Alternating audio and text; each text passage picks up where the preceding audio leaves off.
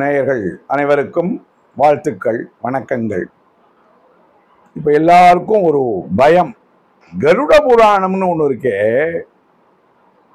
அதை படிக்கலாமா படிக்க கூடாதா, பாபமா புண்ணியமா? கருடன்கிறது வேதம். இந்த வேதம் என்னைக்குமே நமக்கு நன்மையை தான் சொல்லும். அதை கடைப்பிடிக்கிறதுல சில கண்டிஷன்ஸ் எல்லாம் அது போடும். ஏன்னா தவறான ஒரு வழி முறையை நம்ம கொள்ளக்கூடாதுங்கிறதுக்காக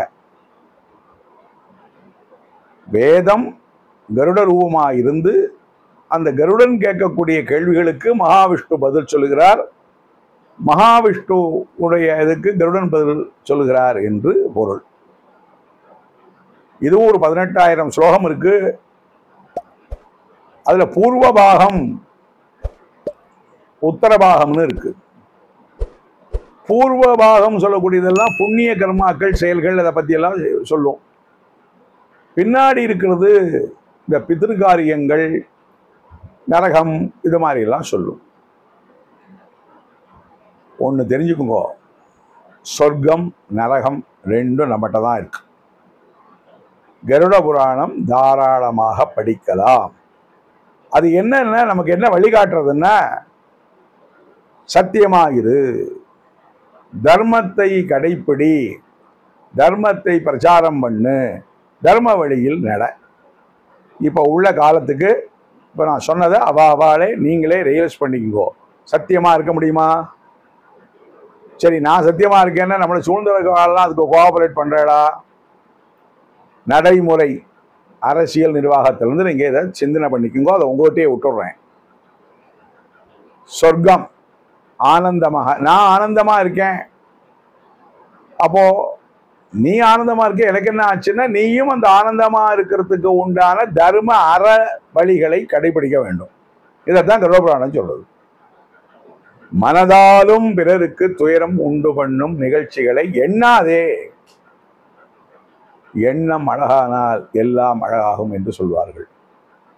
சுயநலம் இருக்கக்கூடாது. யாருக்கு சுயநலம் இல்லையோ அவர்களுடைய நடவடிக்கைகள் அவர்களுக்கு என்ன ஆக்ஷன் கொடுக்கும்? சொர்க்கம் மாதிரி கொடுக்கும். சொர்க்கத்தை பார்த்தவர்கள் யார், நரகத்தை பார்த்தவர்கள் யார் என்று கேட்டால் அது நாமளே தான் கண்ணாடி. நமக்கு மனசுக்கு தேவையில்லாத, விருப்பமில்லாத ஒரு செயல்பாடுகளை சொல்லக்கூடிய சூழ்நிலைகள் இருக்கு இல்லையா, அதெல்லாம் நரகம். சந்தோஷத்தை வெளியில சொல்றோம், துக்கத்தை சொல்ல முடியுமா? தீதும் நன்றும் பிறர் தர வாரா. அப்போ நாம சொல்லுவோம், எனக்கு புத்தி தெரிஞ்சு நான் யாருக்கும் கெடுதல் பண்ணலையே, ஏன் எனக்கு இப்படி ஒரு கெடுதல் வருது, எனக்கு ஏன் எல்லாமே நெகட்டிவா இருக்கு? உனக்கு நீ நல்லது என்று செயல்படுத்தக்கூடிய செயல் பிரத்தியாருக்கு ஒரு நெகட்டிவாக இருக்குமேயானால் அதுவும் ஒரு விதமான பாபம். சத்தியம் பேசணும்னு சொல்றது தர்மசாஸ்திரம். அந்த சத்தியம் நீ பேசுவதனால் அது பிரத்தியாருக்கு ஒரு சிரமத்தை இடையூறு பண்ணுமையானால் அந்த சத்தியத்தை பேசாதே.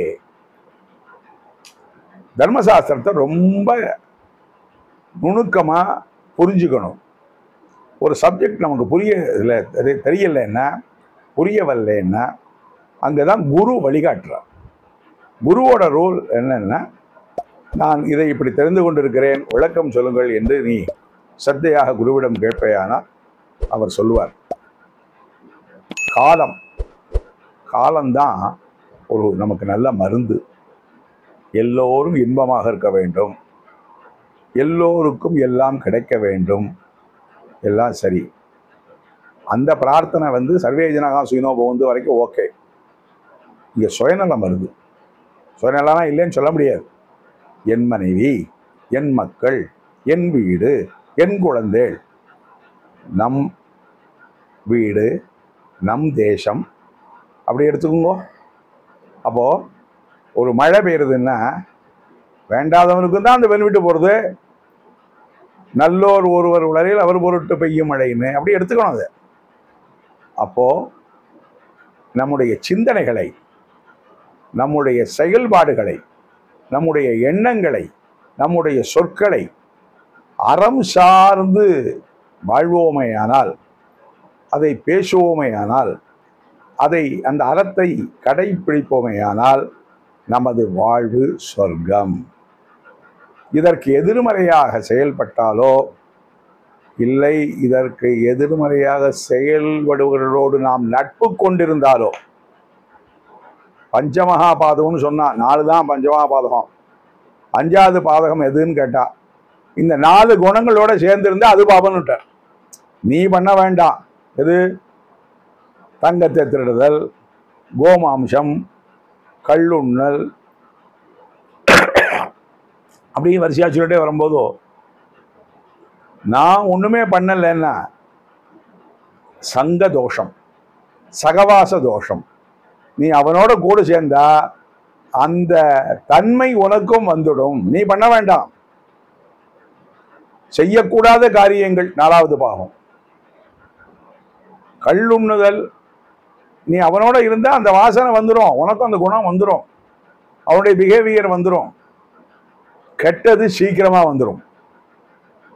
இந்த பஞ்சமகாபாதங்கள் சொன்னேன்னா 4 தானே சொன்னேன் சார், 5வது என்னன்னு கேட்கிறீங்களா? அந்த சகவாசம். அப்போ நல்ல நண்பர்கள், நல்ல சூழ்நிலைகள், நல்ல சங்கங்கள், சத் சங்கம் என்று சொல்கிறாள் அல்லவா? அப்போ என்ன ஆகும்? ஒரு சொல்கிறேன், சாயங்காலம் வேளை ப்ரேயர் நேரம்னா அந்த ப்ரேயர் நேரத்தில் நம்முடைய சிந்தனைகள் நல்லதாக இருக்கும். அதை அப்படி கொஞ்சம் கொஞ்சமாக டெவலப் பண்ணிக்கணும். 100% நம்ம பெர்ஃபெக்டாக இருக்க முடியாது, இருக்க விடாது சூழ்நிலைகள். ஆனால் டெய்லி ஒரு 5% கடைபிடிக்கக்கூடியதுக்கு இறைவன் அருள்வார். ஏன்னா நாம் எல்லோருமே அது குற்றவாளியும் இறைவனின் குழந்தைகளே, நல்லவர்களும் இறைவனின் குழந்தைகளே, சமுதாயத்திற்கு சீர் குலைக்கக்கூடியவர்களும் இறைவனின் குழந்தைகளே. கருணையால் அவர்களை திருத்தி ஆட்கொள்ளுதல் இறைவனுடைய பொறுப்பு. நாம் அந்த இறைவனின் படிந்து அந்த கருவபுராணத்தில் சொல்லக்கூடிய சிரமங்கள் போக்குவரத்தில் எல்லாம் நினைக்காமல் என் கடன் பணி செய்து கிடப்பதே. நல்லதை நினைப்போம், நல்லதை சொல்வோம், நல்லதை செய்வோம், ஆனந்தம் கொள்வோம். மேலும் ஒரு சந்தர்ப்பத்தில் சிந்திப்போம்.